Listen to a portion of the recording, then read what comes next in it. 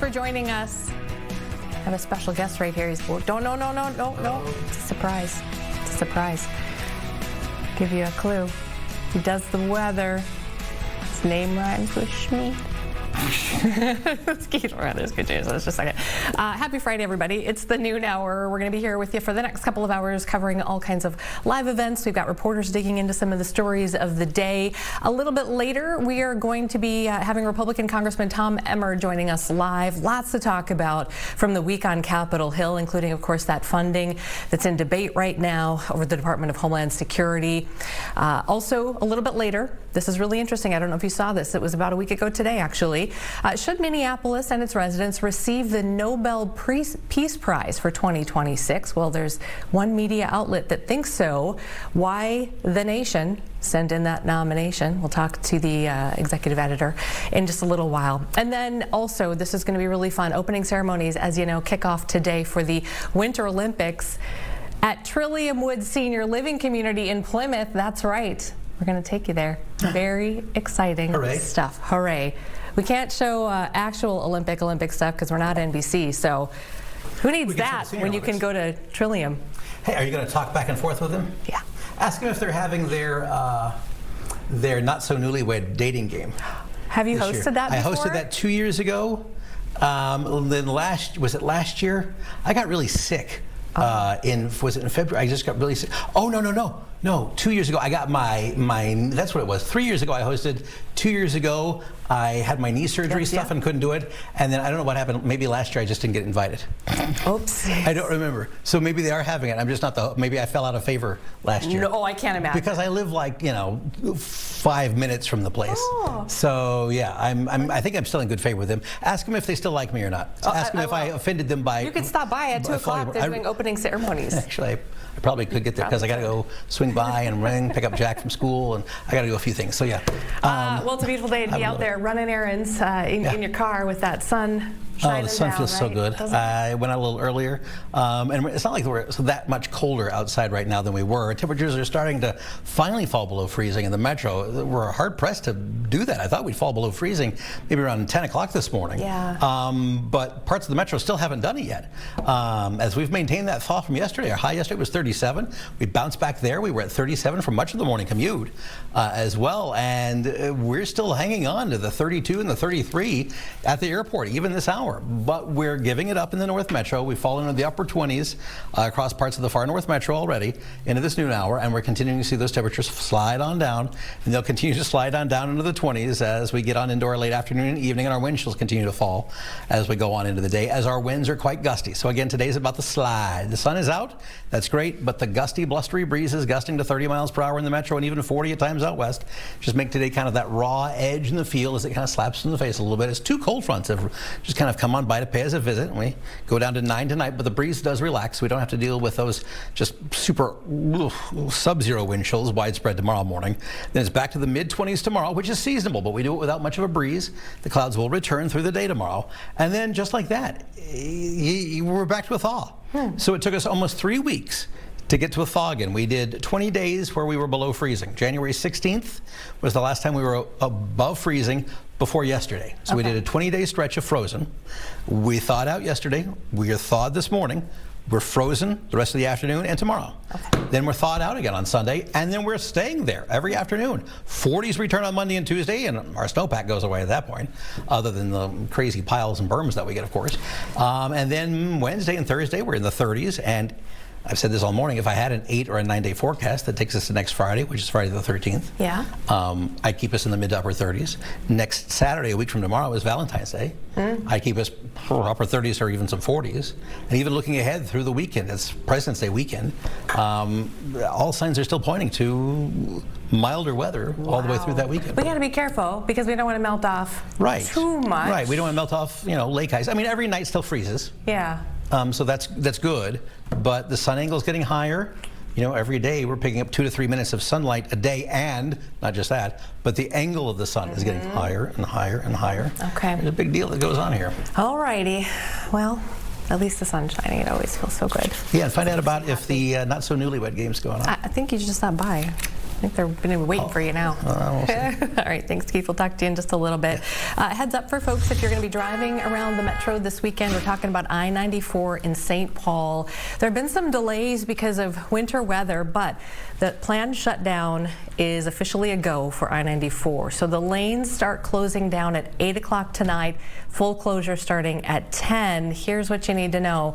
This particular closure is east of downtown St. Paul. We're talking about Highway 61 over to Highway 52. That's going to be shut down. Apparently crews need some time to set some beams for that new Kellogg Boulevard 3rd Street bridge, and then that freeway will be back open 5 o'clock Sunday p.m. 5 p.m. on Sunday is when they're hoping to get that back up and running. All right, a story that we're working on today, one of the headlines here, following up on a new Department of Homeland Security media release that came out this morning. This one is highlighting some of the arrests that they've made over the last year. Our Mike Mangione is looking into that, as well as claims that these arrests came despite agitators trying to stop them, Mike. So what have we found out? Well, what was interesting here is that DHS is saying, at least for the first time that we've noticed, that they're running into some trouble arresting and detaining people because of the protesters or agitators that as they call them. In Minneapolis, for example, last month, or I guess this is in December, they arrested a Somali immigrant who they say was here illegally, has a criminal sexual conduct conviction. They say he was at one time a green card holder, but because of his rap sheet lost that status. They tried to arrest him at a Lake Street apartment, and they did that, but that came days after previously trying to arrest him, and they were not successful. They said in that case, the apartment manager would not let them in. Unclear if they had a warrant or not. Obviously, an apartment would be private property, but they ran into some trouble there. Another case they highlighted in Burnsville, ICE tried to arrest a man who they say was in the country illegally, faces felony charges. They say that agitators had swarmed agents, kind of gathered around them, and even one rammed an ICE vehicle. And that time they were not able to arrest that person. They did end up getting him, but it was at the end of the month, more than 2 weeks later. This is notable because a couple days ago, Border Czar Tom Homan was speaking in Minneapolis. I think it was his second news conference since he's been in town, and he indicated that protesters or agitators or rioters, as the administration sometimes calls them, he said they're not going to stop ICE from enforcing immigration law. He mentioned the roadblocks that he had seen in the Twin Cities since he's been here, and he said that's not going to stop them from doing their job. 48 hours later, we get this information from the Department of Homeland Security that seems to kind of contradict that narrative that they're not running into problems. All right, Mike, appreciate it. A lot to dig through here. We'll talk to you in just a little while. Thanks. Thanks. One of the other things that we're doing is following a federal immigration hearing today. A woman is facing deportation after witnessing an ICE-involved shooting last month. This was the incident on Minneapolis's north side when an agent shot a man in the leg. Well, Department of Homeland Security says that man and two others attacked officers with a broom and a shovel, if you remember this case. They say the agent then fired in self-defense. Well, one of the men facing assault charges is Alfredo Alhorna. He says his girlfriend and others can testify that he never struck that agent. So court records have named Valentina Moreno as a witness in that case. Now, a federal judge has ordered Department of Homeland Security to pause her deportation, and Moreno will face an immigration judge today. This is 6 months earlier than was first scheduled. She is currently at a detention center in New Mexico after she was moved from Minnesota to Texas. So we'll see what happens at today's hearing. But a federal judge also here saying that there will be consequences if she does get deported because she is a witness in a case involving the use of deadly force. So we'll keep an eye on that one for you as well. Also today, some video shared by President Trump on Truth Social really coming under fire today for showing a racist depiction of Barack and Michelle Obama. The post is one of several from his account last night. So it starts with a clip that claims voting machine irregularities. And then toward the end, the clips show a racist cartoon of the Obamas. According to a Yale professor, that sort of monkey or ape comparison has long been used to stereotype black people as lazy, dim, aggressive, to sort of justify violence against many oppressed groups is the way that he puts that. Well, in a statement released today, the White House called widespread criticism of the video fake outrage. Quote, "This is from an internet meme video depicting President Trump as the king of the jungle and Democrats as characters from The Lion King," end quote. White House Press Secretary Caroline Leavitt said in that statement. The post has since been deleted. The White House now blaming a staffer for posting that. So that's where that has landed here this afternoon. All right, let's do this. A major announcement today. This was from U.S. Attorney General Pam Bondi. There is apparently now a suspect in custody in that deadly attack in the U.S. compound in Benghazi. Remember this? Bondi says that Zubar al-Bakush is on American soil right now and will be prosecuted. It was 2012 when that attack killed 4 Americans, and U.S. officials saying that at least 20 militants had armed with AK-47s, grenade launchers, stormed the gate of that compound and then set the buildings on fire. We know that Ambassador Christopher Stevens, State Department employee Sean Smith, a couple of CIA contractors were killed as well. Pam Bondi saying today that the U.S. never stopped seeking justice. Here's a clip of what she had to say. Al-Bakush will now face American justice on American soil. We will prosecute this alleged terrorist to the fullest extent of the law. He'll face charges related to murder, terrorism, arson, among others. Let this case serve as a reminder. If you commit a crime against the American people anywhere in this world, President Trump's Justice Department will find you. All right, in New York, a new trial date is set after a last-minute court hearing today. This is for Luigi Mangione. He is the man accused of assassinating Minnesota-based United Healthcare CEO Brian Thompson last year in New York City. So the hearing for the state charges in New York was today. This is the state. Remember, there's a federal as well. Well, that judge today agreeing to move up Mangione's state trial per the prosecutor's request. So that's going to start on June 8th. That will be 3 months ahead of the federal trial. And the timing matters here because the defense is expected to raise double jeopardy concerns, arguing that the state and federal cases are too similar to try separately. So we'll keep an eye on that as well. There have been a lot of twists and turns in that case in the process of trying to bring Mangione to both federal and state trial. All right, one more quick note here for you. If you have kiddos in Minneapolis, in the public school district, you maybe already know this, but interesting to note, because this was a unique circumstance, that Minneapolis schools have decided that they're going to extend the temporary online learning option for families. So this was supposed to end next week. Now it's going to go through April 6th for those families who need it. As we know, enrollment is down at several Minneapolis schools because there are families who are essentially sheltering in place during Operation Metro Surge.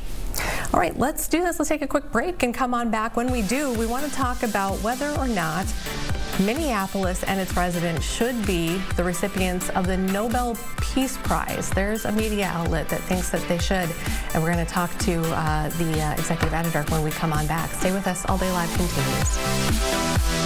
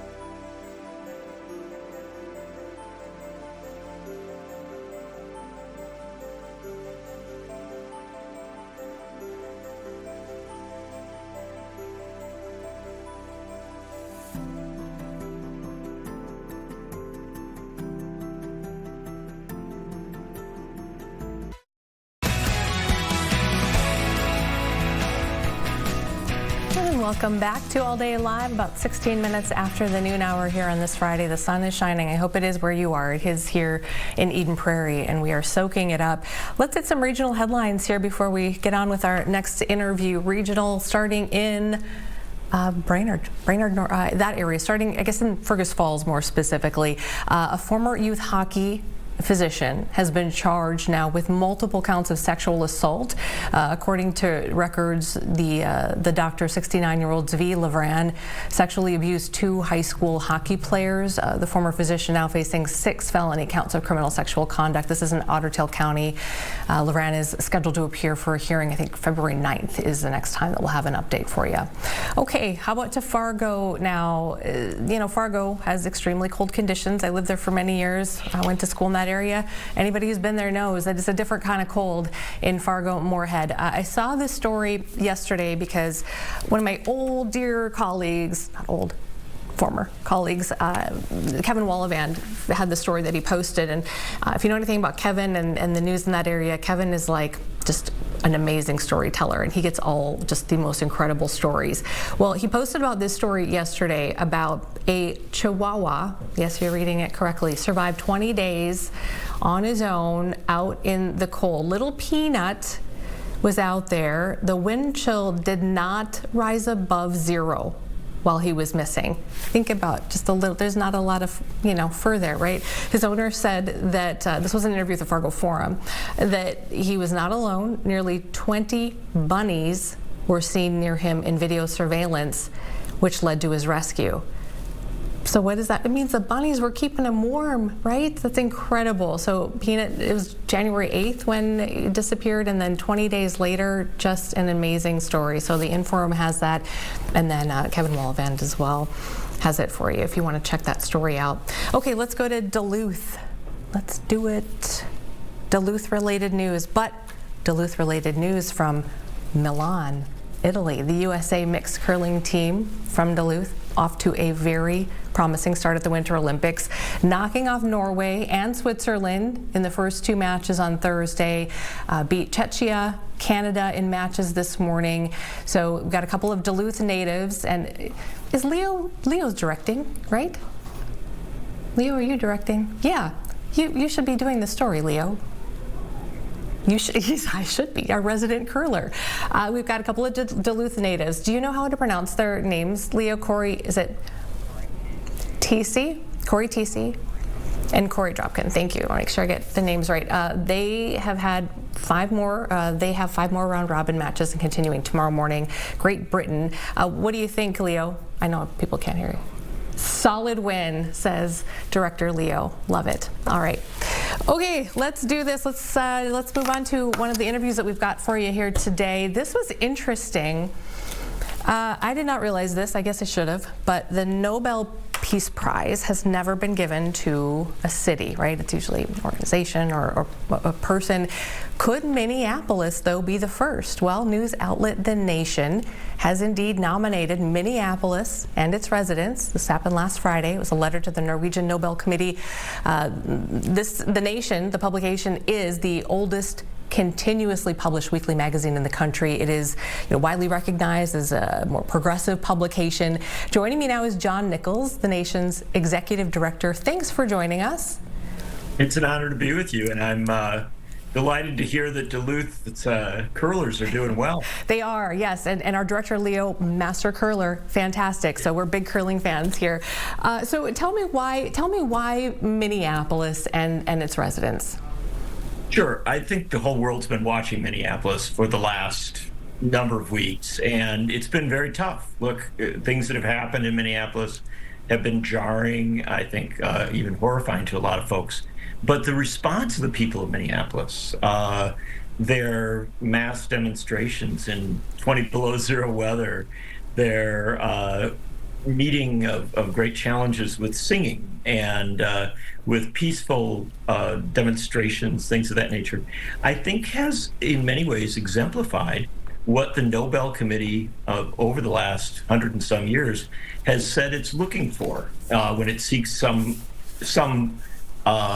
place to put the award, for lack of a better term. Yeah. Now, as you note, they've always honored individuals and sometimes organizations, but there's no reason they can't honor a city. And to our view at the nation, Minneapolis meets the standard.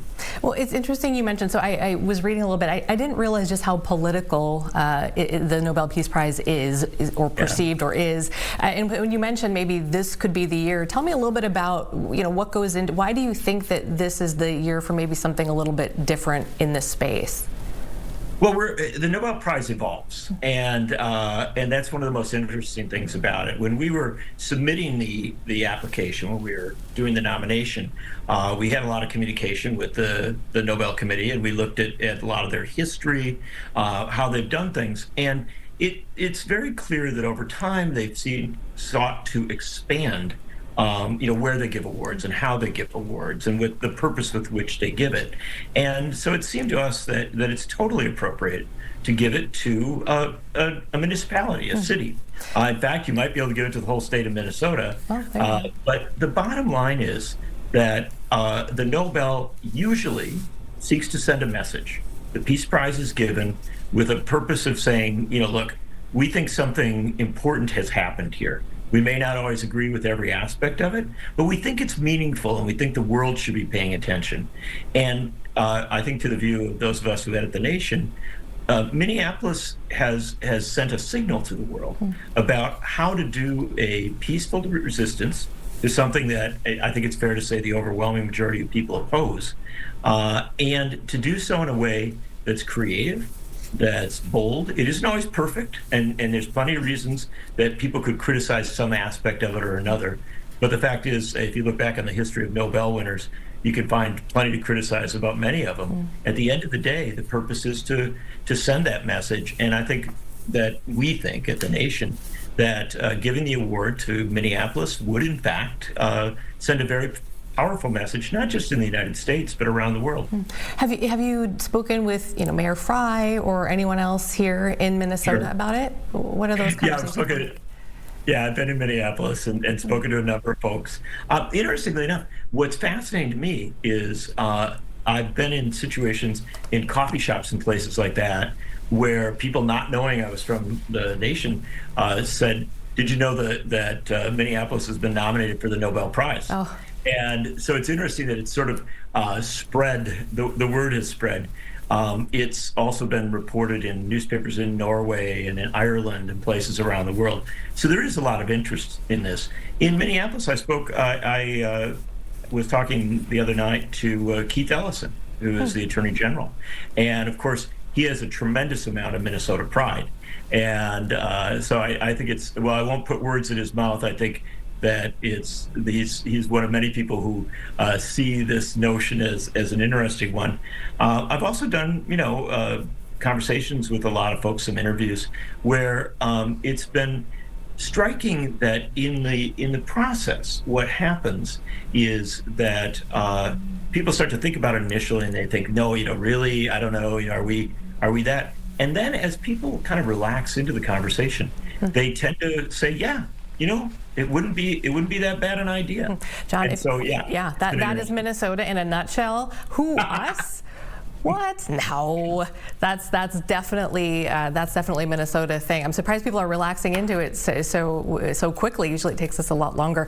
I'm curious. So you said you spent some time here on the ground, even just recently. Did you also kind of pick up though on, and you mentioned this a little bit earlier, with not everybody's going to be for everything, but some people will look at this as an endorsement of what they believe the Democrats have done here, which they say they believe has caused a lot of this. And so how do you kind of get through that, or do you kind of lean into the progressive side of this?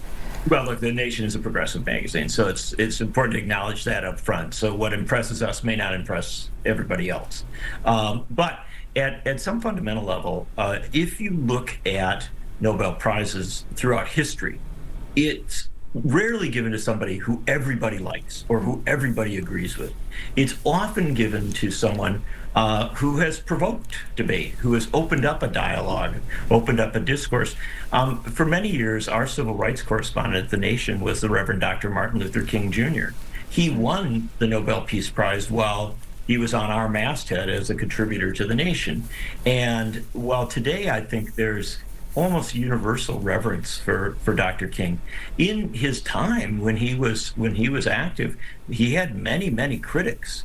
But that wasn't an argument for not giving him the prize. In fact, maybe I would argue it was more of an argument for giving him the prize. And so the fact that something's controversial doesn't necessarily disqualify it. Okay. Finally, it's my understanding that, and I could be wrong here, but there's a chance that President Trump could be put forward for the 2026 Nobel Peace Prize as well, because of the timing of him brokering the peace deal to end the war in Gaza. What do you think about that? Did you guys think about that ahead of time? Was that part of the decision making, or? I don't think anyone is unaware of the fact that President Trump would like to get a Nobel Prize. And I think it's fair to say that at the nation, it was our sense that Minneapolis was particularly deserving of the prize. The president will have his advocates. We're going to be advocating for Minneapolis. Appreciate your time very much, John Nichols from the Nation. Thanks so much. Have a great weekend. It's an honor to be with you, and I certainly hope that the curlers really go all the way. We're glad to have your support. Thank you for that. Totally. Really appreciate it. All right, take care. All right, let's take a quick break and come on back. Do we have some Medicine Lake Serenity for folks? Oh, we sure do. This is Medicine Lake Sunrise Serenity. We'll be back. Representative Tom Emmer joining me live when All Day Live continues.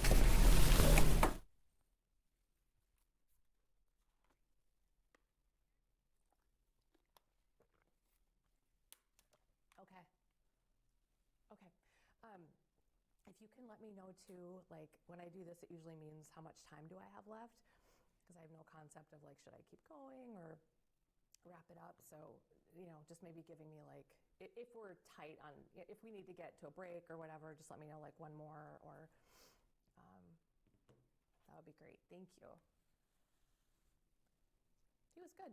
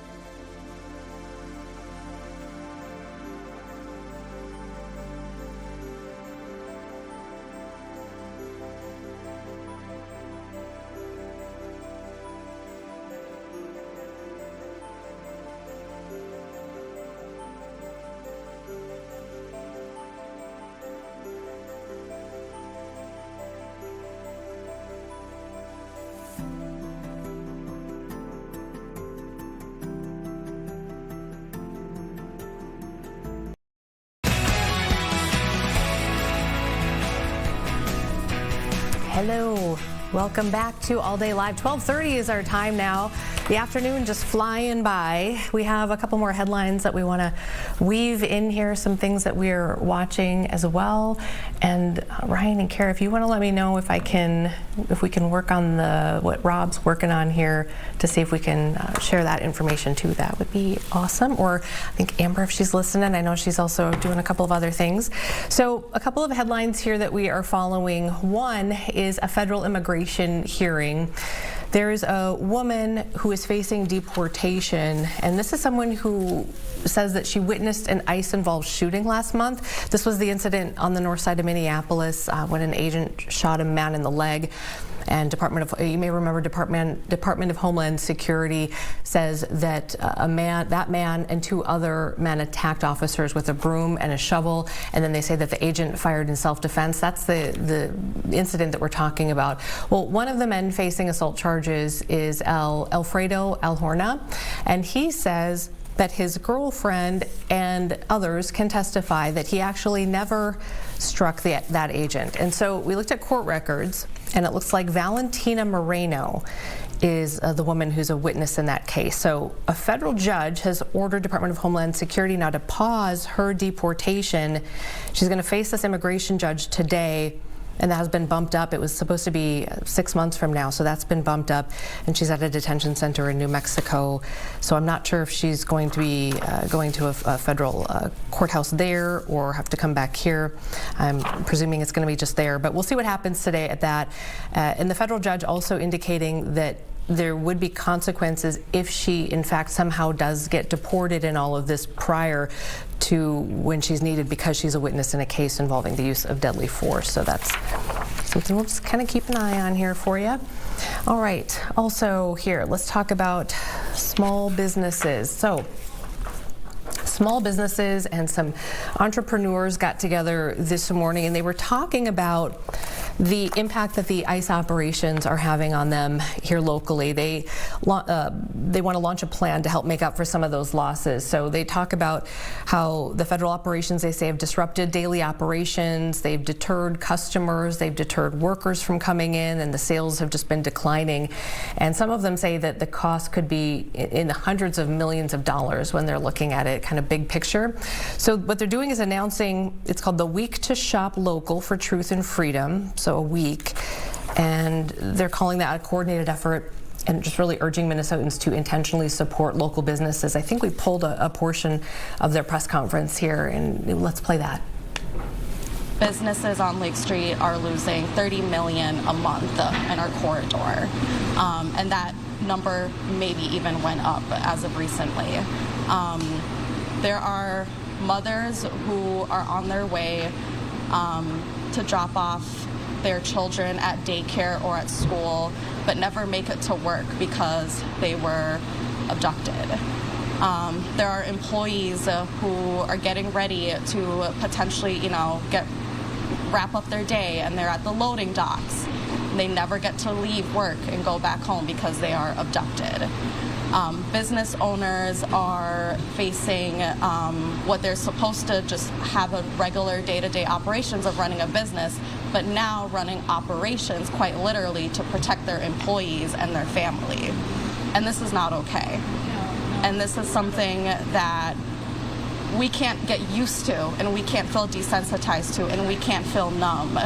And we are relying on each other as a community to come out and support these businesses. We are hearing that some businesses might not be open tomorrow or next week or in the next 2 weeks. And that will impact us not just as a corridor, but it will impact our neighboring cities all the way up to greater Minnesota, and it will spread from state to state. Because if one economy fails in a city or a state, all of our economy is going to fail in the United States of America. All right, time now to take a break. Before we do, we're going to check the weather on the other side of that. And a break, we have Congressman Tom Emmer here, who is going to talk to us live. A lot going on in Washington, D.C., a lot going on here as well. We'll talk about it. Stay with us.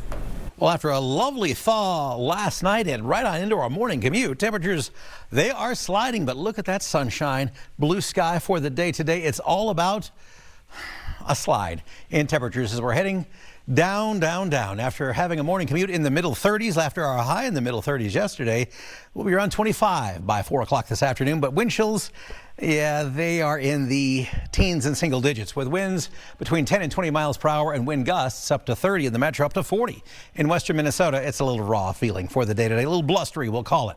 Not quite the thaw that we experienced yesterday with our high of 37, 40s in southwestern Minnesota, even a tease of a 50 in far southwestern Minnesota yesterday afternoon.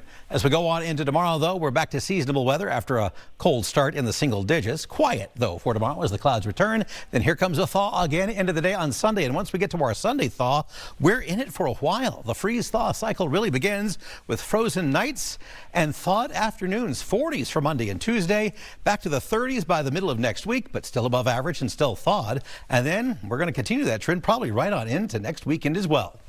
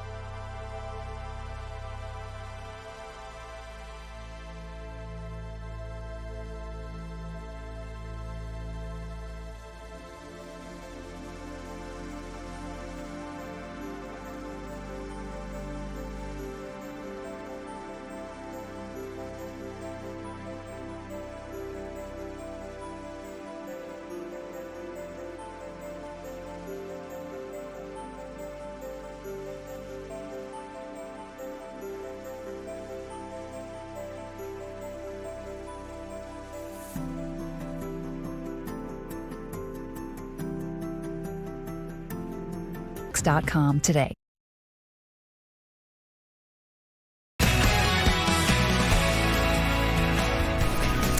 Okay, big week in Congress. Here to talk about it now is Republican Congressman, Majority House Whip Tom Emmer. Thanks for making some time for us. It's been a busy week on Capitol Hill. Yeah, is it only Friday? Yeah, it is, and I believe the deadline is Friday the 13th to get some things done. So again, major breakthrough here to fund the government this week, but there's this debate over funding for Homeland Security. Again, that deadline, less than a week here. So I guess first of all, just stepping back, what is in the Homeland Security budget? Because it covers a range of things, right? Well, actually, the Homeland Security budget not only includes ICE, it includes Coast Guard, it includes TSA, the Border Patrol. All of those are under that umbrella. Okay, and so what will be the tension? What's the tension here? We know the Democrats have put out this list of items that they say these are the things that we need to get done in order to negotiate this and get this through, get the funding through. What are some of the toughest sticking points, do you think, the non-starters here? Well, I don't think there is a starter in there. The one that is actually a faux, not a serious proposal, is the one that a lot of people hear, and the first reaction is, why wouldn't you want to get a judicial warrant? Well, first you need to understand that the administrative warrant is only issued after 100% due process has been afforded to the individual who's the subject of the warrant. So all the requirements of our justice system have been met. Now, what some Democrats want is a judicial warrant on top of that one, and frankly, that's all about just mass amnesty, because you'd never get one. It'd take too long. You wouldn't be able to retrieve these people. There's one in there that Republicans and Democrats already agreed on, Amy. Body cameras. So the money that's in the Homeland Security bill that they are holding and guys, up. if we want to put up the graphic, I think we do have the graphic of I think it's 10 things here. So yeah, if you want to kind of just go through it, but keep going on the body cams, because that is something that is apparently coming soon, if not already here. No, it was in the bill. So what's happened is they have ordered that for Minneapolis, they're going to expend the funds and make sure that everyone has a body cam. Every federal agent has a body cam. That was already secured. That money was already secured. But in the bill that they're holding up, one of the things they're talking about is body cameras. We've already done that. It's in the bill. They're holding up the very reform they say they want. Okay. When it gets back to the judicial warrants, and this is really confusing for a lot of people, I think, initially when we've been talking about this, we know that immigration attorneys told us that the messaging then to the public was that these law enforcement officers at the federal level need that judicial warrant to enter a private residence, and then DHS policy said, no, just the administrative warrant. So there's policy, and then there's what the law says. How do you kind of parse through some of that? Hey, look, the administrative warrant is all they need. That's why 100% due process. Someone who says that there's this, there's that, they're just trying to muddle the situation, which we've had a lot of that in the last few weeks around here. At this point, literally, you've got I think they're doing the right things. Tom Homan coming in has definitely started to reduce the tension. The rhetoric seems to be coming down a little bit. Hopefully, we're going to see some announcements of the ability of federal law enforcement to get information they need, so they don't have to be sending out these large groups to not only execute on their mission, but to protect the people that are executing on the mission. I think we're making great strides, and I think the administration sending Tom Homan in was the beginning of a bunch of smart moves. And I think cooler heads are starting to prevail here in Minnesota as well. I was going to ask you about that, because I think that's one place where Minnesotans, Americans feel like this has gotten so, people are so heavy right now. They're just, in our community, obviously, people are hurting. Families are hurting. It's dividing families. It's dividing all of us. What can you commit to do to try to unite people again and bring them back together? Well, I think it's reducing the rhetoric by all of us. I mean, we got to remember that we disagree, but that doesn't mean we dislike each other. Just because somebody doesn't agree with your point of view doesn't mean that they're your enemy. We all basically want the same things, Amy. We want to be safe and secure in our communities. We want to make sure that our kids are able to have a better opportunity for a better life than we've had. We want to make sure that if you're a law enforcement officer, if you're a first responder, if you're whatever walk of life, that when you leave your house in the morning, you will be able to come back safe and unharmed at night. We want all of that stuff, and I think we got to put that ahead of our differences. I think right now we got to remember how we got here. We got here because we have this sanctuary state policy that I know Tim doesn't want to acknowledge is there, but when you see the people they've been taking off the streets, and I totally understand, you got to look at the process that is being used, and I think there should be some adjustments there, which Tom Homan and the feds are making, with the help, by the way, of local leadership. That's what I like to see. But when you're taking off the streets murderers, rapists, drug dealers, pedophiles, literally some of these people, Amy, and you've got the information, they've had outstanding deportation orders since 2002, 2006. I think that makes us all feel safer.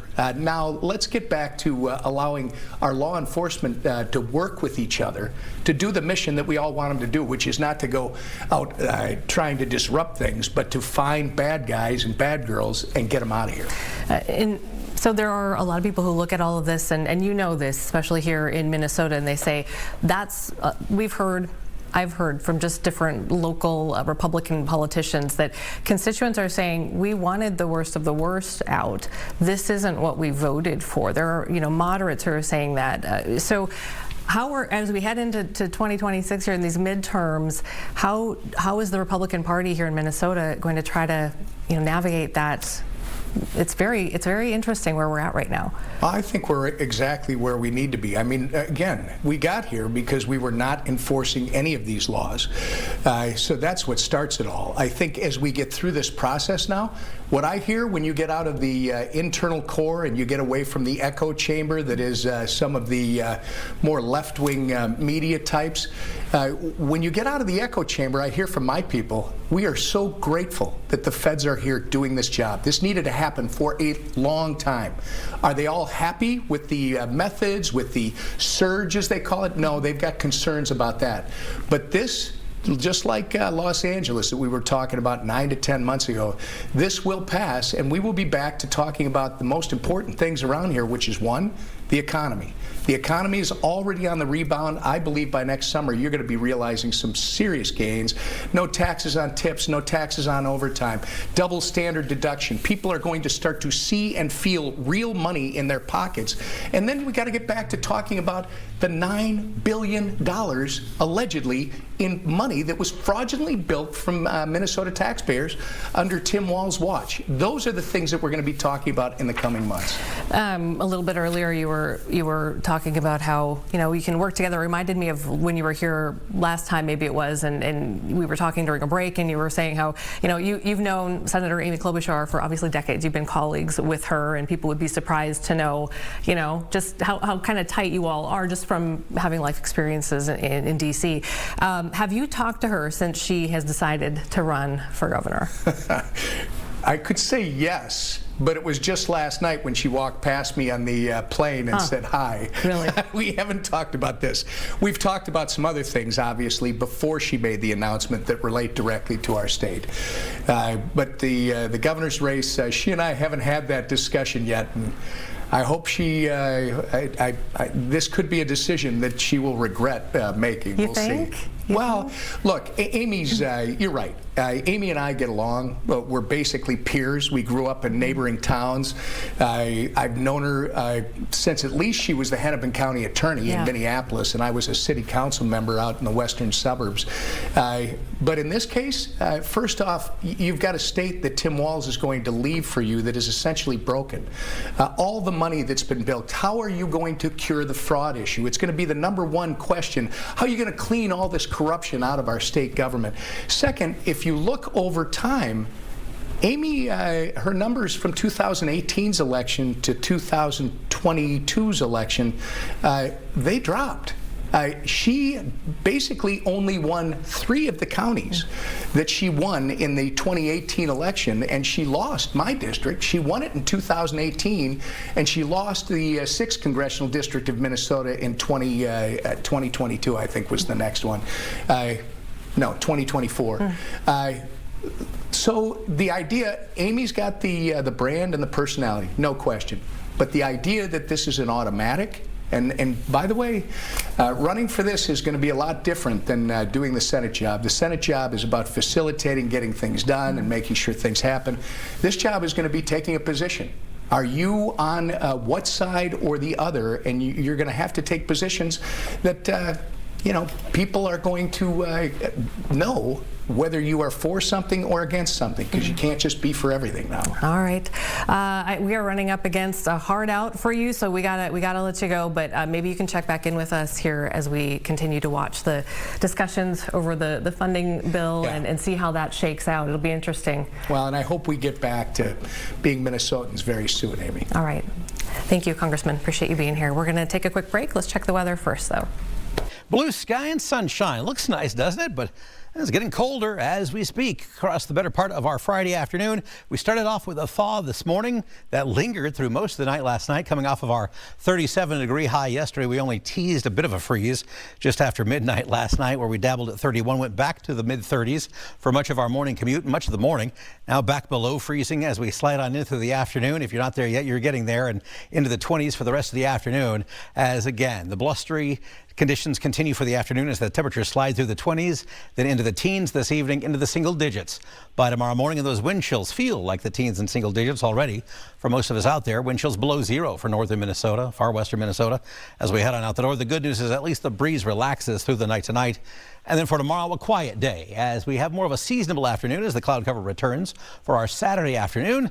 And then the thaw returns into the day on Sunday. Back above freezing, into the 30s we go for our Sunday, and then the 40s return into our day Monday and Tuesday. And the all-day thaw comes back into the later part of the week as well. Sunshine for the rest of the afternoon, though. Blustery conditions, winds gusting to 20 or 30 miles per hour for much of eastern Minnesota and Wisconsin, gusting to 30 or 40 plus in western and northwestern parts of the state.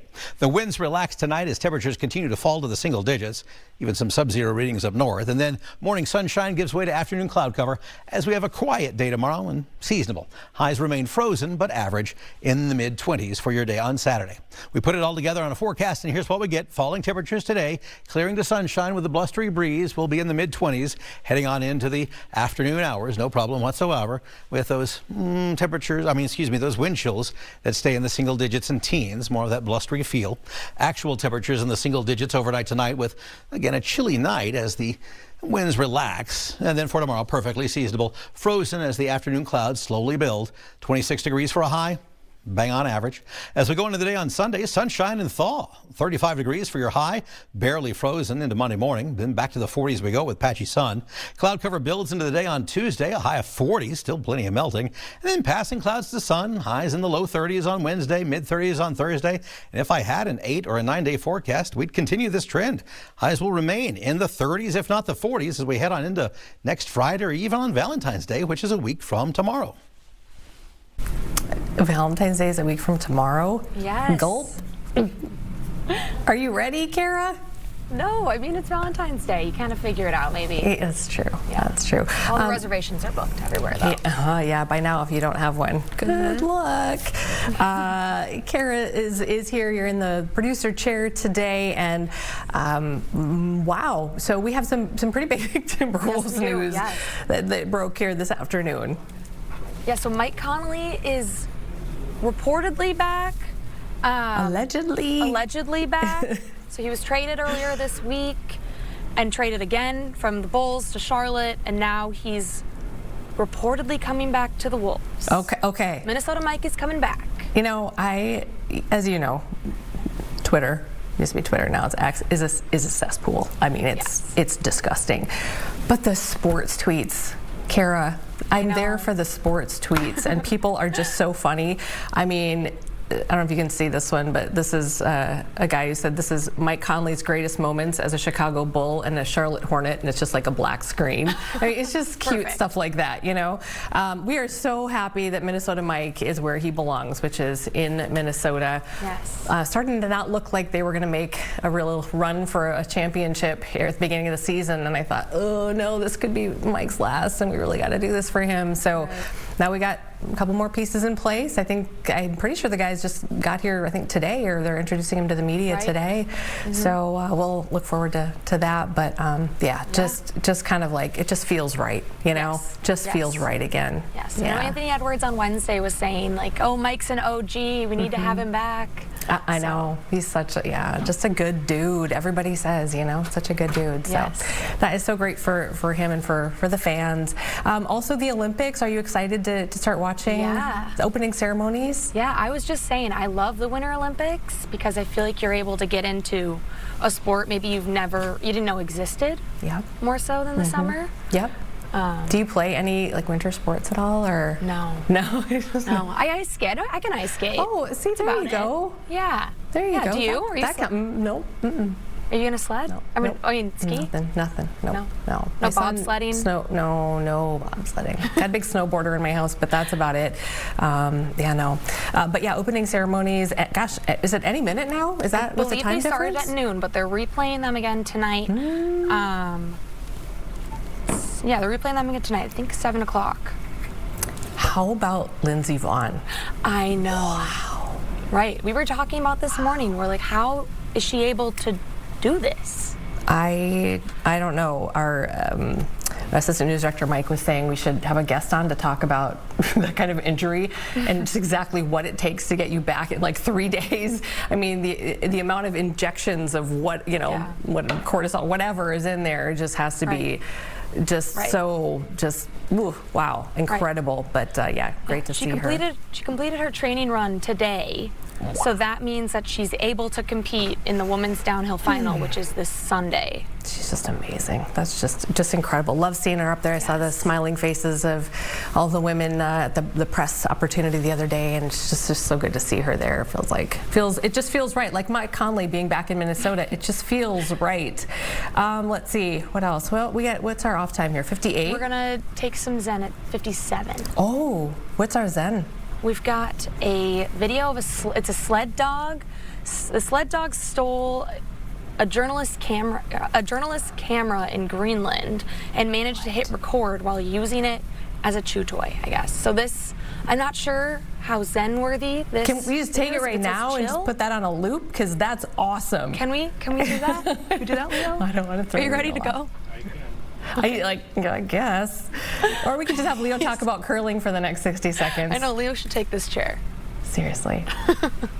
All right, sounds good. Well, we will be in a whole other hour, more content, more guests, including we're taking you out to Plymouth. Don't forget, speaking of the Olympics, it is the opening ceremonies at the senior living facility in Plymouth that we're going to go to, Trillium.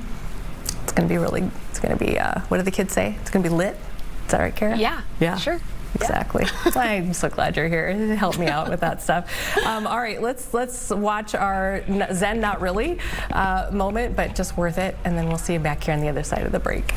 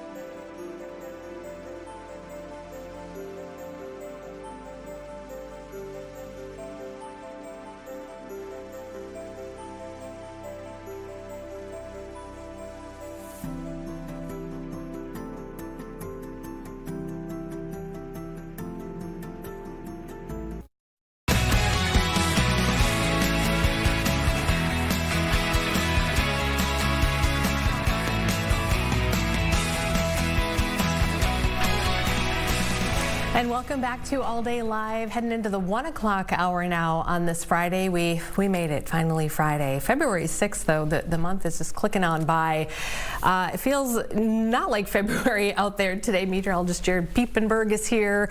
Was it this morning that you were out in Hudson? I was. Okay, tell us about what happened out there. Well, they have their hot air balloon kind of festival that's going on here this weekend. So last year I got to do this, and it was like a perfect day for flying. It was cold out there, but there was like no wind. So they got it launched, and this morning there's a pretty decent breeze out there. As you know, if you stepped outside at all, you probably noticed that. But it's backing off this afternoon, which is good news. But they didn't actually get a launch here today because of the wind. But they got 3 more chances for the weekend, so they're going to try again tomorrow morning, and then try again tomorrow afternoon, and then again on Sunday. So if that's something you want to go check out. Yeah, I was just looking. 7:30 tomorrow morning is the next one.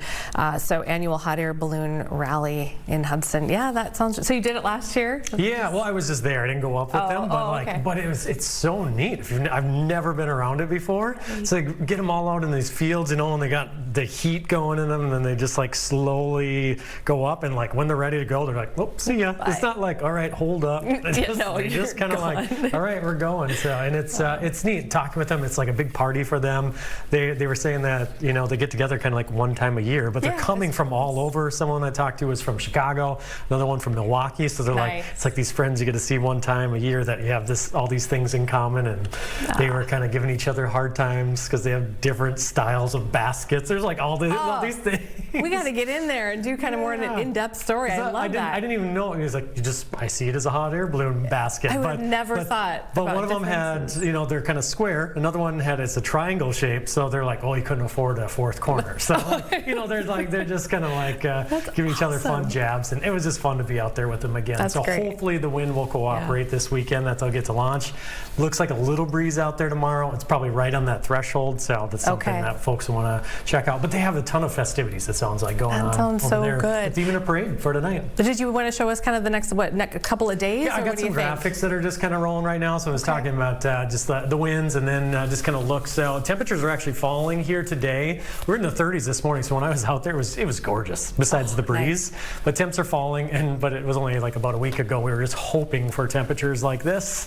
And now they're here tomorrow. Very seasonable day, almost spot on for average. And then 30s and 40s through the extended. And just check out some of those morning lows where we're really not dipping down in the cold. We have one more cold morning, and it's very close to average. 9 tomorrow morning, which our average low is 10. So the breeze is backing off this evening here, 6 o'clock with futurecast wind gusts. So good news there. Winds are light tonight into tomorrow morning. There's 7 a.m. So winds are light, but the breeze is picking off toward the west. Here's tomorrow afternoon. We're going to notice that wind for the second half of tomorrow, and then that should back off again heading into Sunday. So there's some good news if anyone's doing anything outdoors. Of course, the wind plays a big factor about anything you're doing out there. So definitely. If you're going ice fishing, there'll be a little breeze. I was going to ask that. My next question is, what's the ice fishing forecast? Well, there's some really good ice out there. I'm just having 2 little kids. It made it really hard this year to get out, but I went out this past week with one of the guides on Minnetonka to just do a little story about like, hey, it's got some pointers for someone that just maybe they're bringing their kids out and like, I just need some action. So talk with Matt Johnson on that. That story's airing on Sunday morning, and then probably again on Sunday evening. But some basic pointers and how to find some fish on metro lakes, and probably do the same thing for any other lake. So we caught some fish, even though it was really cold. Yeah, we got into some sunfish and crappies. It was good to talk with him too. Awesome. So. And when you go out, are you in one of the sort of really fancy? So he had a house that he can set up pretty quick. So that was 70 degrees because it was really cold. It was just nice to just go in there and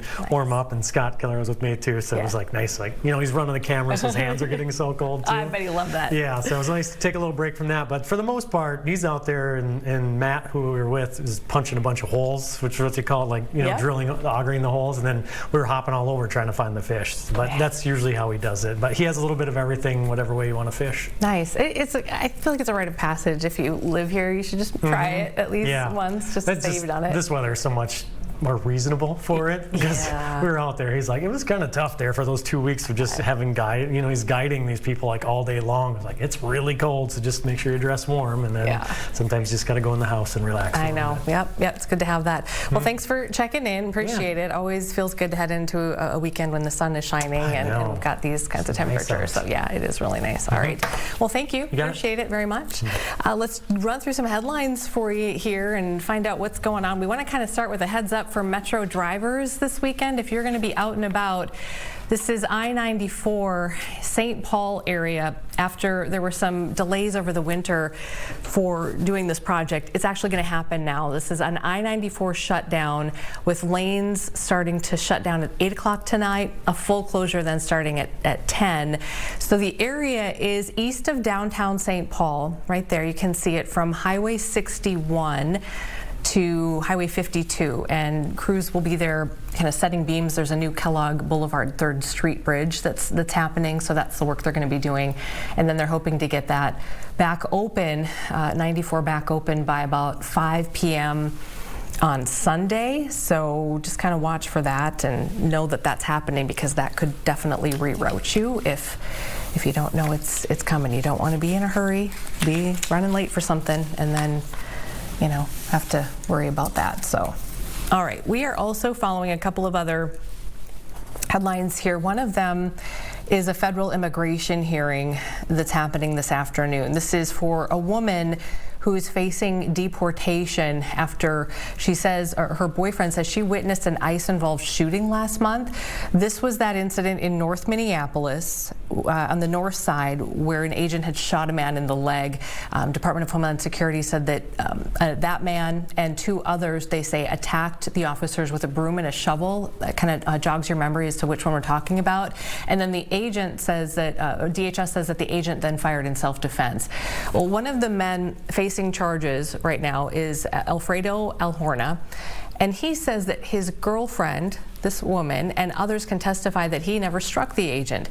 So court records name Valentina Moreno as a witness in that case, and the federal judge has ordered Department of Homeland Security to pause her deportation. So that immigration hearing is today, and it is bumped up 6 months. It was supposed to be 6 months from now, so they bumped it up, and she's at a detention center in New Mexico. Was moved from Minnesota to Texas. So we'll see what happens at that hearing, but also of note here is that the federal judge indicated that, just this is kind of the way they phrase it, there will be consequences if she gets deported because she is a witness in a case involving the use of deadly force. So that's kind of it kind of caught our attention, a little bit interesting there, kind of different, something else that we're following for you. All right, let's talk about small businesses. This happened this morning as well. Some small business owners, some entrepreneurs all got together, and they were talking about the impact that they're seeing these ICE operations have on themselves, on their businesses. They say there's disruption in daily operations. They say customers aren't coming in anymore, workers aren't coming in anymore, and as a result, sales are really starting to decline. Somebody even said they believe that the cost of this might be in the hundreds of millions of dollars, kind of on a bigger scale. So they're announcing what they're calling the Week to Shop Local for Truth and Freedom, and this is a coordinated effort. And they really want Minnesotans, they say, to go out and intentionally support these local businesses. So I think we have a clip from that press conference. Let's listen to a little bit of that. Businesses on Lake Street are losing $30 million a month in our corridor. And that number maybe even went up as of recently. There are mothers who are on their way to drop off their children at daycare or at school, but never make it to work because they were abducted. There are employees who are getting ready to potentially, wrap up their day, and they're at the loading docks. They never get to leave work and go back home because they are abducted.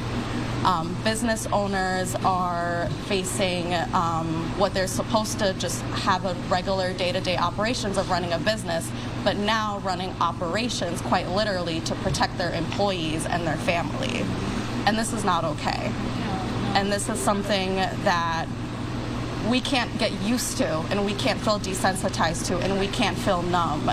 And we are relying on each other as a community to come out and support these businesses. We are hearing that some businesses might not be open tomorrow or next week or in the next 2 weeks. And that will impact us not just as a corridor, but it will impact our neighboring cities all the way up to greater Minnesota, and it will spread from state to state.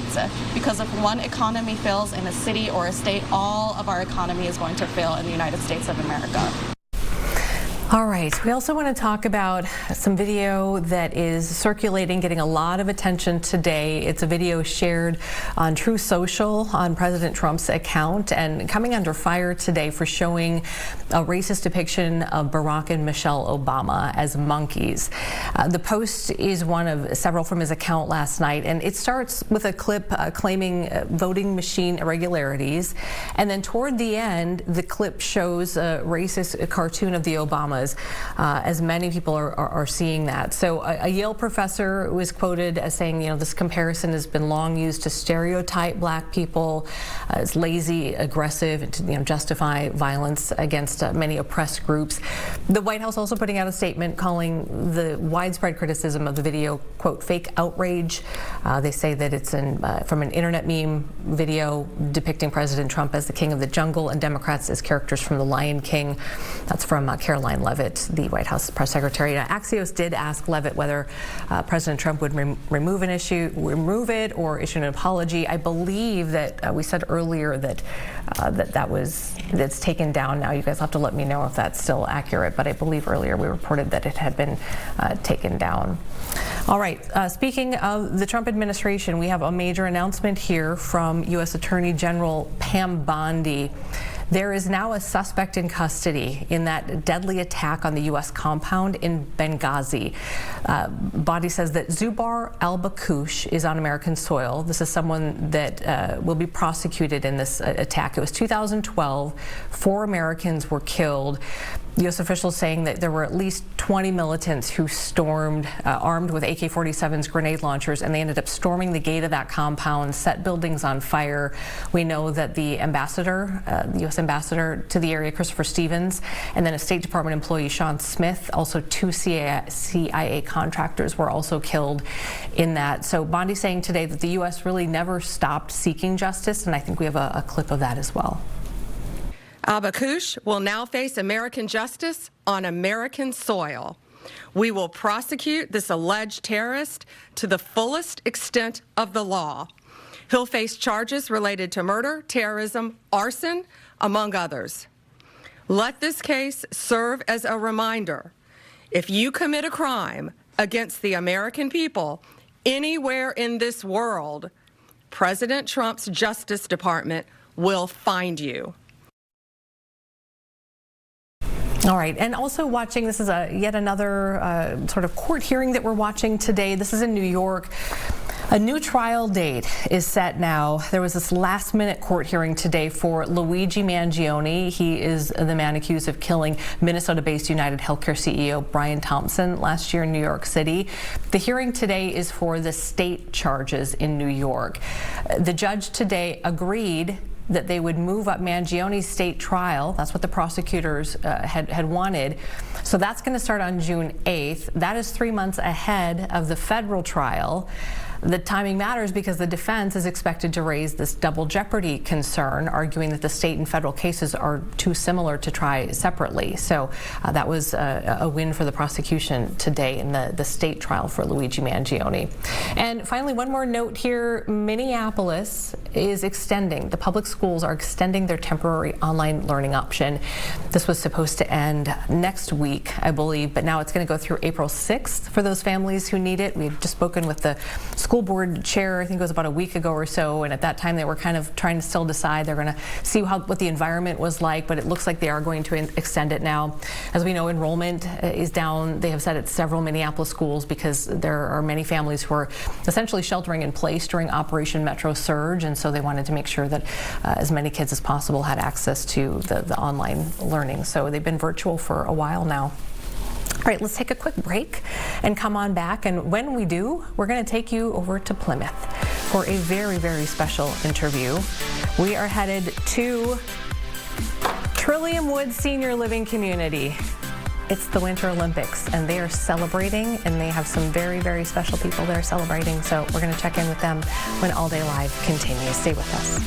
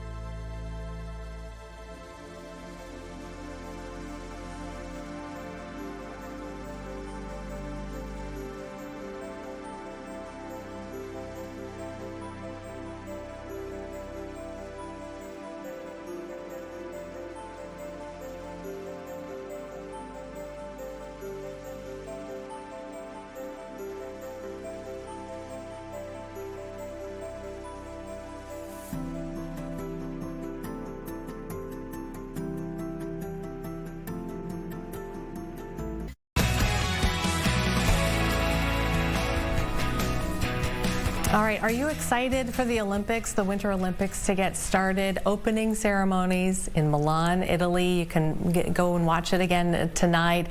But closer to home in Plymouth, Minnesota, there is a very special group of seniors at Trillium Woods Senior Living community, and they are holding their own opening ceremonies.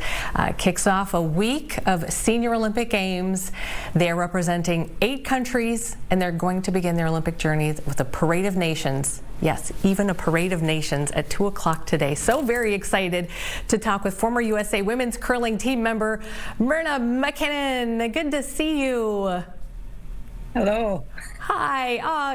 Hi. You look great. How excited are you to be able to watch the Olympics? They get going tonight. Oh, it's a lot of fun. It's very entertaining. Tell me, there's so many questions that I have for you, and I kind of want to start, if I could, before we talk about all the exciting things that are happening right there in Plymouth today. Can you take me back just a little bit and let folks know, when did you first start curling? How old were you? And then, just tell us a little bit about your journey. My dad started me curling. He taught me, and then I used to curl with the men whenever they needed a sub at the beginning, and then I just followed the game all the way through. Took a few months off and in between, but were there opportunities for girls at that time? I mean, when you were like in high school, how did you guys manage that? I forget what the date was. They all run together. I know. Yeah, I'm trying to think even when I graduated. I was in grade 12, and then I started the team in grade 12. You started the girls team? Girls in grade team. Oh, yeah. Way to go! Yeah, way we to used go. to curl against a team from Lunenburg. I was in Liverpool, Nova Scotia. Nova Scotia. Okay, interesting. Yeah. This past Wednesday was Girls and Women's Sports Day, so that's perfect. So glad we're talking to you. And then you competed, at a very, very high level. And I thought I had read somewhere, was it 1983, the U.S. Women's Curling Association Championship? So no Olympic sport at that time. Is that right? Right. Okay. Yeah. Yeah. What was that like? That was fun. We actually, they were great bonspiels put on by the USWCA, and we would have we played 5 events, and then we went to parties afterwards. Ooh. So we had a lot of sociability. That sounds fun. And that's why I try to get more people into going to those events. So when you're, here at Trillium, you get to know people. Did you kind of make people fans of curling? Did you get a lot of adopters? Well, I think we did get a lot of people interested, but I think they were doing it just with Trillium's help. They got them encouraged. Good. Well, I'm so glad. It's such a great activity. Tell me a little bit about what's going on today at Trillium. It sounds like it's going to be kind of a flurry of activity. I believe so. We're going to have a parade coming in with all the nations, or all the countries that are in the competitions that we have. I think there's 6 different events we're going to have. And 6 events. So 8 countries, 6 events. And what events are you most excited about other than curling? Curling and hockey, and then I was watching snowboard just a little while ago, and that was fun to watch too. Yeah. Are you watching Lindsey Vonn? She fell and hurt her knee, and then they also had a snowstorm or something. Oh, I know, but she's coming back. She's raring to go. Come back. It's pretty incredible. So do you still get out and go curling? How do you? Oh yes, yeah. I'm still curling. How often do you do it? I curl about once a week. Nice. That's nice. And it's a lot of fun. and you meet a lot of interesting people. Oh, I'm so glad. So it's really a sport that can be played, for like a lifetime. Really, it's Yes, like tennis yeah. or something where it's super hard on your body. So that's fantastic. Yeah, So I was just going to say that there's different types of abilities, is because we can have wheelchairs, and if you can't get down in the hack, you can walk down with a stick, and you play the same game, and it's a lot of fun. I love it. It sounds like it's going to be great. You got quite a few people, competing this year, but just what a great activity to bring everybody together and to do it around something that you love so much is really, really special. Thanks so much for being with us today. Best of luck today. I'm sure everybody's going to have a great time. I'm sure we will. It'll right. be interesting to see what we have after the parade. Oh, yes, it will. Take some video for us, Myrna. Take some video or some photos. Maybe you can share them with us and let us know how things go. I think they're already planning that. Good. Well, thanks for spending time with us. We'll see You're you welcome. soon. Okay, Yeah. take care. Bye. Enjoy the game, too. Will do. Okay. Myrna McKinnon. Just incredible, just so great to hear stories of just the women who helped pioneer some of these different teams, and starting her own high school team for girls when she was in 12th grade. Just fantastic. All right, let's go through a few of our regional headlines here before we take another break. So we'll start out in the Fergus Falls area. We'll talk a little bit about this one. This is a former youth hockey doctor who has now been charged with multiple counts of sexual assault. So according to these records, it's a 69-year-old former physician, Zvi Lavran, who they say sexually abused 2 high school hockey players. Again, former physician facing now 6 counts of criminal sexual conduct. This is in Otter Tail County. He's scheduled to appear, I believe, on Monday. It looks like on Monday. So we'll see if we have an update there. Okay, to Fargo now, the Fargo area. It's just they're in a lot of trees. It's cold. It's really, really cold there. So imagine being a teeny tiny little chihuahua and being outside, lost, just being outside. 20 days. Little Peanut was out there for 20 days on his own. The wind chill apparently during those 20 days didn't ever rise above 0 while he was missing. So his owner said to the Fargo Forum that apparently he wasn't alone out there. Because, he doesn't have much fur on his little chihuahua. There were nearly 20 rabbits, little bunnies, seen near him in some video surveillance that later eventually led to his rescue. Peanut went missing as January 8th and then was found 20 days later. But the cutest thing is that these bunnies apparently were huddled around and kept little Peanut warm for all those days. Good job, bunnies. All right, Duluth. We're gonna head to Duluth. Actually, not so much Duluth, but Duluth via Milan. We just talked about curling with our friend Myrna. Mixed curling team from Duluth off to a very promising start here at the Winter Olympics. So they knocked off Norway and Switzerland in the first 2 matches. That was yesterday. And then beat Czechia and Canada this morning. A couple of Duluth natives have 5 more round robin matches continuing tomorrow morning against Great Britain. So stay tuned and root on our Duluth folks, especially there. All right, let's take you to a break. I think we do have another moment of serenity, though. Do we have this at the Hastings Bridge? Oh my goodness. Was that Greg Kellogg? I'm pretty sure this was Gerg who shot this. Oh, so pretty. We'll be right back after this quick break.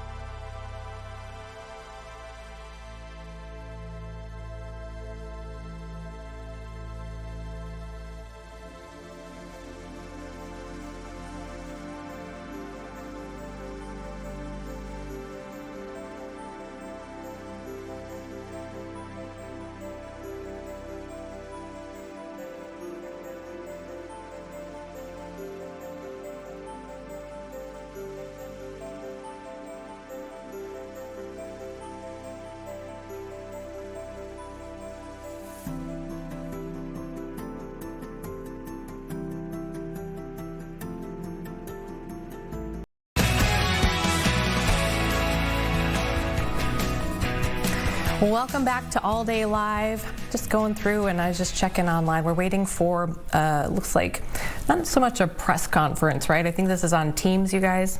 Is this one of those? Yeah, it's on Teams, so it's not going to be really a press conference, but it looks like there's some sort of a media availability that's coming up here shortly, an update from the state on efforts to combat Medicaid fraud. So we'll take that for you. Hopefully we'll get a chance to listen into some of that. But we wanted to go through some headlines here. I was just on my phone. I was just reading about. So if you hadn't heard, it looks like free agent guard Mike Conley Jr.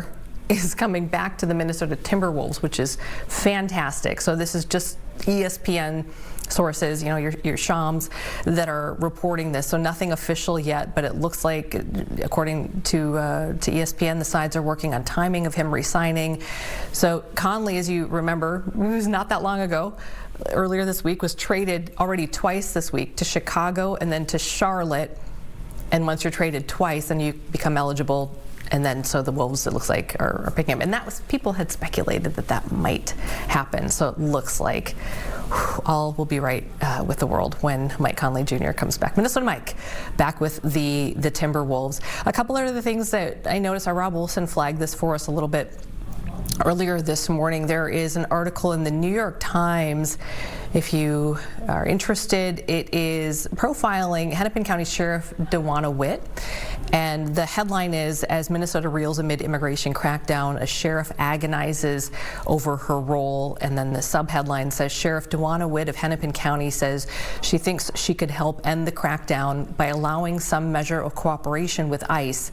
She also knows that could cost her re-election. So interesting article there. It looks like about a 7-minute listen if you wanted to check that out. And let's see, one more thing here before I jump into some other headlines. This was sent out on social media by the local FBI Minneapolis field office that's here. It says on, now this is from January 14th. So 1/14, so January 14th. They're looking for some help. Here's some information. It looks like about 7 p.m. in North Minneapolis, around North 24th Street. Let's see, FBI personnel responded to an assault on a federal officer investigation. 3 government vehicles were subsequently vandalized and broken into and government property. Wait a second. Was that the night of... Amber, can you look into that for a second? Was that the night of the, I think it might have been, of the shooting and the second ICE-related shooting, and then there was the protest afterward, and then we saw a video of damage to that. It was. Okay, so that's this night, so if it jogs your memory. So now they're just putting out another alert asking for more information, photos, video, digital footage from the scene. If you remember that footage of the vandalized vehicle broken into, there were some files and things that were kind of strewn on the ground as well. So FBI just tweeting that out a short time ago. There, as part of our construction here in the newsroom, there's going to be some new chairs, and they're asking us to come. Oh, that's not for you. Okay, never mind. We get to go try out some new chairs because, yeah, that'll be really fun. That'll be great. So looking forward to that. All right, let's check some more. Wait, hold on. Just give me 1 second. I'm just going to make sure I'm not missing anything else that has just popped up. I don't think I have. All right, I'm going to check this and. Okay. Alrighty, let's dive into a couple of more headlines here. We are following quite a few things happening in court today, federal, state. This is a federal case that we're keeping an eye on. It's actually in relation to the night we were just talking about. So we are following this. A woman facing deportation after authorities say that she witnessed an ICE-involved shooting last month. So this is actually the one we were just talking about on the 14th of January. On the north side, federal agent shoots a man in the leg. Department of Homeland Security says that man and 2 others had attacked officers with a broom and a shovel, and then the agent, they say, fired in self-defense. Well, one of the men involved here who is facing assault charges is a man by the name of Alfredo El Horna, and he says that his girlfriend and others can testify that he never struck the agent. So according to court records, we're talking about Valentina Moreno as a witness. And because of this kind of a unique circumstance, a federal judge has now ordered Department of Homeland Security to pause her deportation. Her hearing today is an immigration hearing, and it's been sort of fast-tracked by 6 months or so. She's currently at a detention center in New Mexico, and essentially, we'll see what happens at the hearing, but essentially a federal judge has put all of this on pause, saying if she gets deported, that's going to be a problem. The way that the federal judge put it is there will be consequences if she gets deported because she's a witness in a case involving the use of deadly force. So putting the brakes on that case for now, and that one is playing out, and we'll bring you the latest one. All right. Okay, it looks like we are up and ready here to take the Medicaid anti-fraud presser, is that right? So this is an update from the state on efforts to combat Medicaid fraud. It's on Teams, and let's listen in. Let's listen into this for just a bit. Are not unnecessarily flagged, and providers may not have the training they need to file claims properly. Other policy or procedural issues may also warrant further investigation with these findings. But that's how it works. This is the first set of reports from Optum after just 90 days of doing this work with them. And over the next 9 months, we will continue to refine our work on the prepayment system. If we identify past activity that looks suspicious, it will be investigated and referred to law enforcement if necessary. As this process continues, we'll be as transparent as we possibly can.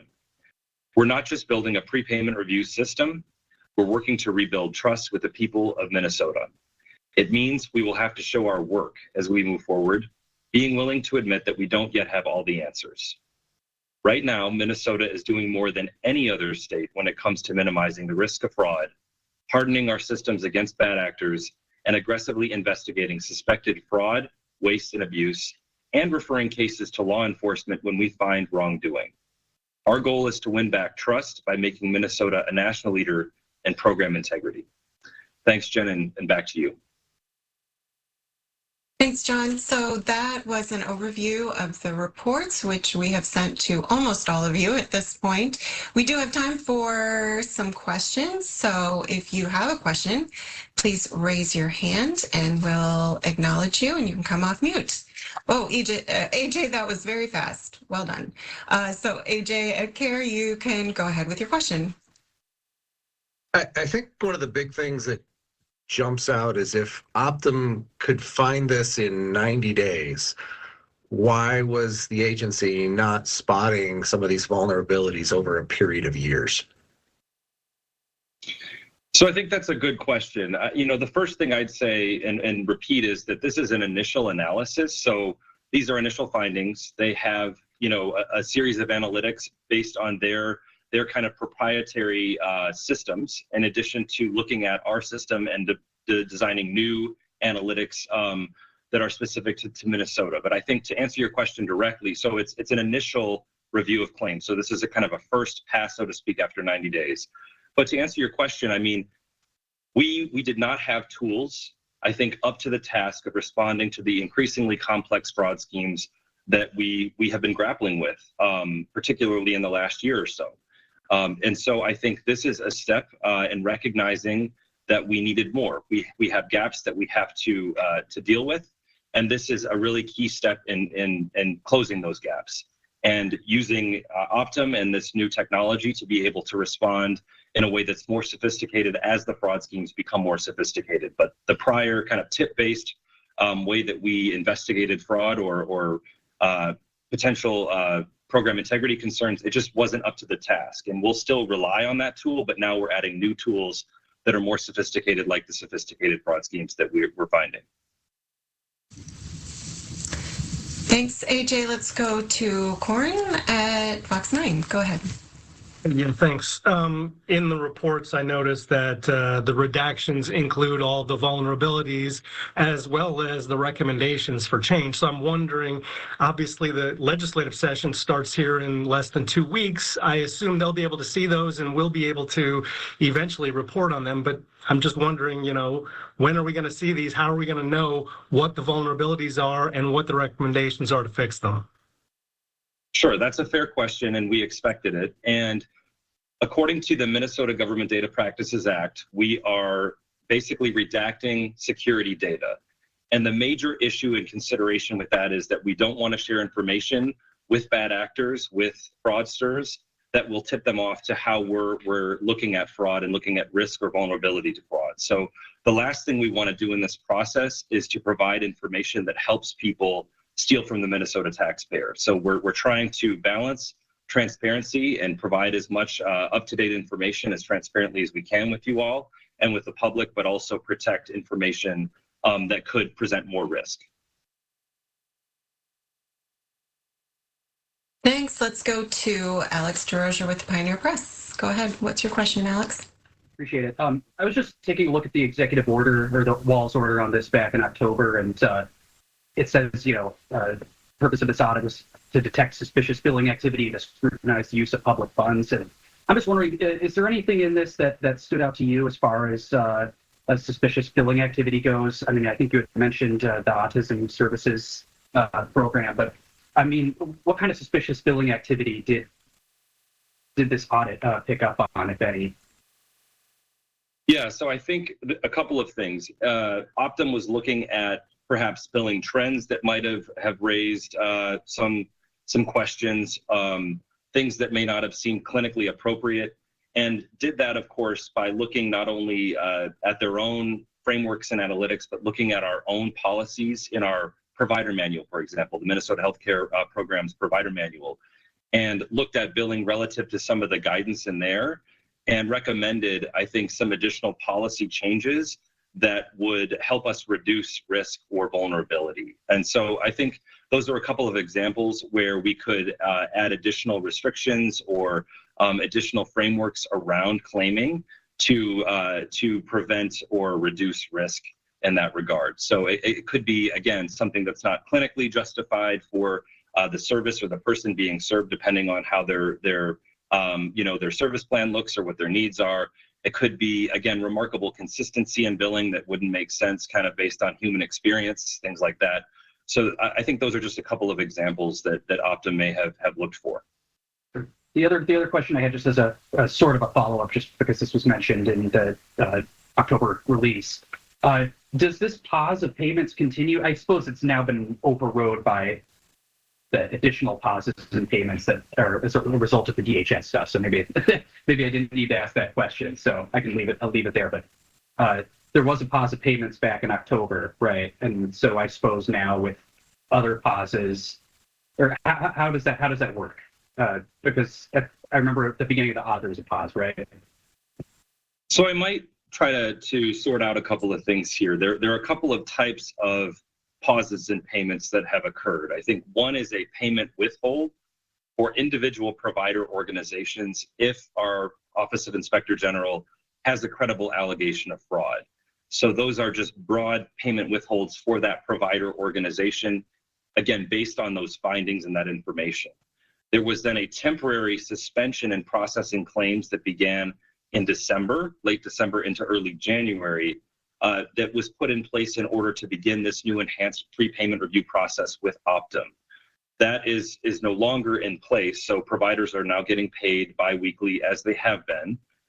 There's just a 2-week delay in payment. So after the end of each 2-week billing cycle, there's about 2 weeks that will pass for Optum to do this enhanced prepayment review, for DHS staff professionals to review flagged claims from that prepayment review, and then for us to release payment to the providers. But that payment is happening every 2 weeks again now. Thanks. I know it's kind of all over the place, but just an explanation of the pauses was appreciated. You bet. Okay. Thanks, Alex. Let's go to Eric Shalou at KSTP. Hey, good afternoon, everybody. My apologies for just getting to look at this right before we walk in. Sir, could you give me a thumbnail sketch of how much money was detected that has raised red flags about where it went and what it was used for? So, I mean, there is a total billing amount for the services that was looked at. But this is really looking at if we were to change policies in certain ways to limit billing or put certain restrictions on what our systems will process, there would be potential savings associated with those policy changes. That's really what this is identifying.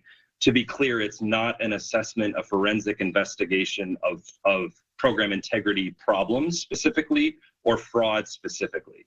So it's really an indication of, looking at different clinical guidelines, or in our own provider manual, for example, recommending limits perhaps on billing. And some of these might be able to be implemented administratively. Others may require an act of the legislature. And so we'll review those recommendations and process them accordingly. But it's really recommendations that could yield potential savings and reduce risk or potential program integrity concern if we were to implement those policies. So is that the $52 million number, or am I looking at that is one of the numbers in the report? Yes, that if we were to have instituted these changes, that would have been one of the potential savings yielded.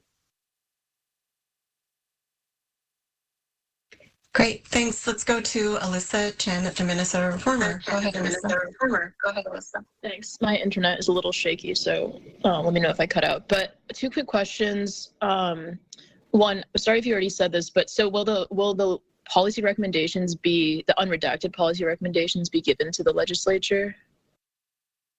Certainly, if we are proposing policy changes to the legislature, those are things that we'll have to share those policy changes with them to implement them. And then also to implement them. Sorry.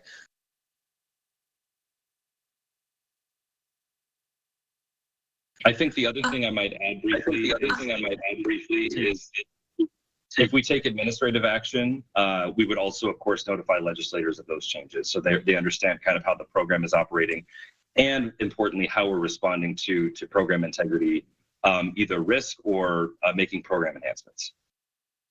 So, Alyssa, it sounds like you have reverb going every time you open your mic. If you want to type your question in the chat, we'll come back to you, and we'll go to Aaron at WCCO in the meantime.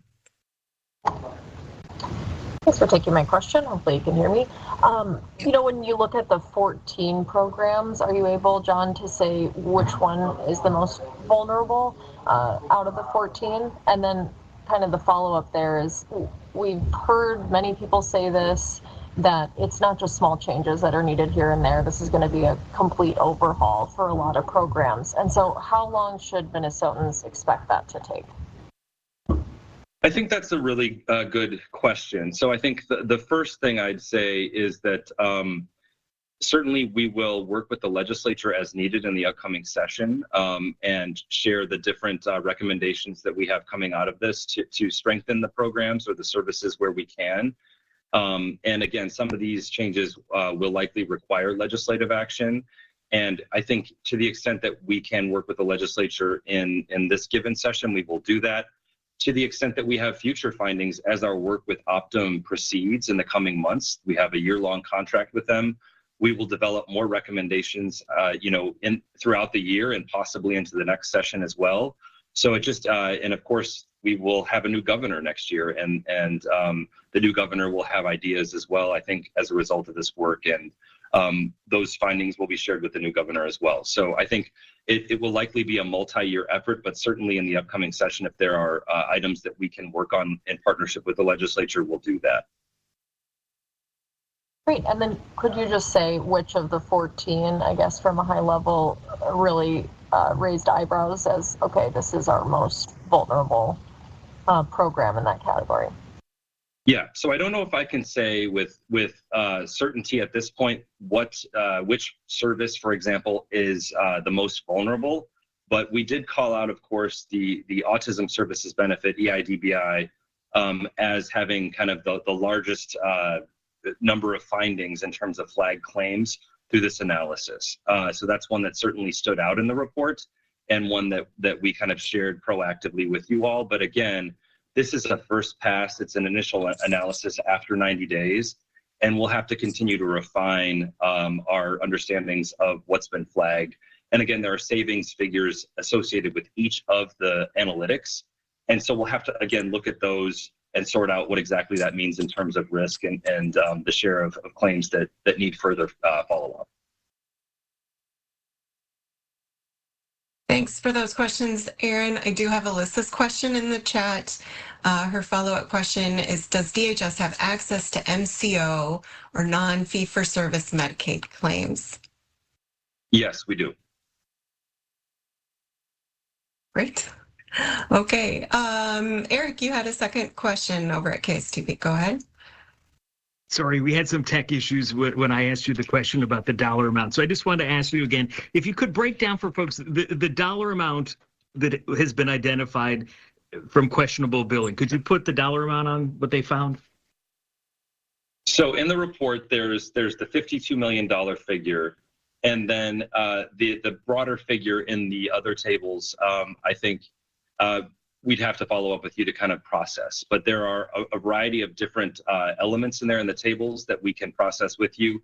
But again, it's not necessarily inherently problematic billing. This isn't a forensic analysis of fraud. It is, again, a look at claims that need further follow-up. So I think there isn't a final figure, a figure we can rest on. I know there have been a lot of different numbers placed out there for public conversation about the total amount with respect to program integrity concerns. We don't have that at this point. Our investigations, certainly within the Office of the Inspector General, continue. We continue to have findings. We continue to refer findings to federal and state law enforcement. The U.S. Attorney's Office, the Attorney General's Office are investigating. So there will be more. It's a fluid process, and this is just a point in time set of indications at this point. It's not a hard measure. All right, we're listening to an update from the state right now in efforts to combat Medicaid fraud, and we're going to take a quick break and be right back.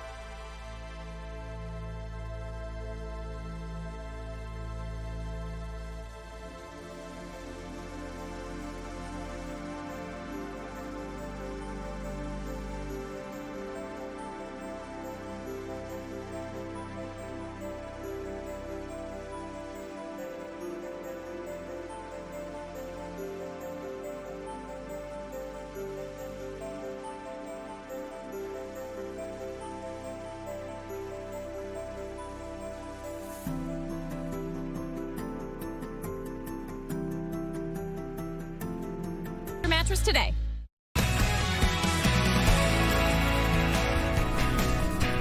All right, we're going to take you back here to Q&A. We're learning some details. The first report from Optum. This is the third party that was trying to find red flags when it came to Medicaid fraud in the state. So let's listen in. Will be investigated as a crime through a criminal proceeding, but it is a crime with intent. It has to be proven through a legal proceeding.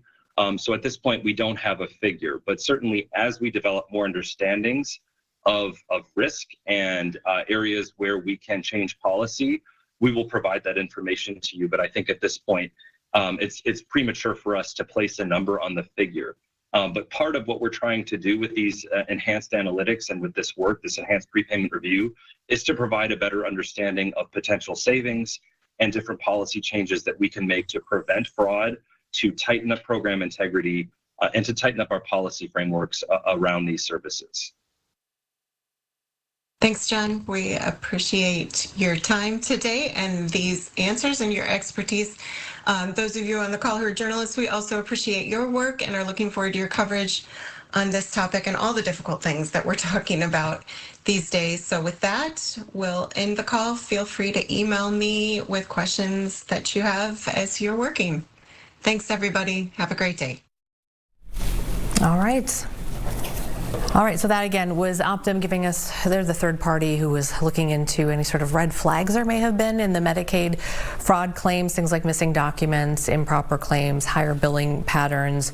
And so a lot of the information off the top was, we talked about how it was redacted because they didn't want to tip off fraudsters on the things that they're looking for when they're investigating these claims. So the goal to revalidate the 5,813 Medicaid providers in 87 counties in the state throughout 13 high-risk programs, and they're hoping to do it by the end of May. All right, one more quick note here before we wrap things up for today. These charges just came down, so you can find the story on our website as well, fox9.com, but we have far-right influencer Jake Lang has been arrested now after he smashed that sculpture that said prosecute ICE at the Minnesota State Capitol yesterday. That sculpture, they were permitted to be there from about 6:30 in the morning to 11:30 at night, and then at about 2:30, that's when authorities say that, yep, I think we have a little bit of video here. Authorities say that Lang showed up in camo, and there's actually video of him as well, and then started to destroy it. So it said prosecute ICE, and then eventually said pro ICE. So he's 30 years old. He was seen leaving the area in a vehicle, and he was then stopped by a trooper, arrested without incident. And so a couple of interesting things I was just pulling out of the charges here. So it's an art installation ICE sculpture, and it was $7,000 total, about $6,200 for the local artist, and then $600 to have it removed by the Common Defense Organization. So that's why it is a felony. And so, yeah, I think we're running out of time here, but you can find that story on fox9.com, much more on that. Thanks for being with us here on this Friday. We really appreciate it. Hope you have a great weekend, and we will see you back here on Monday.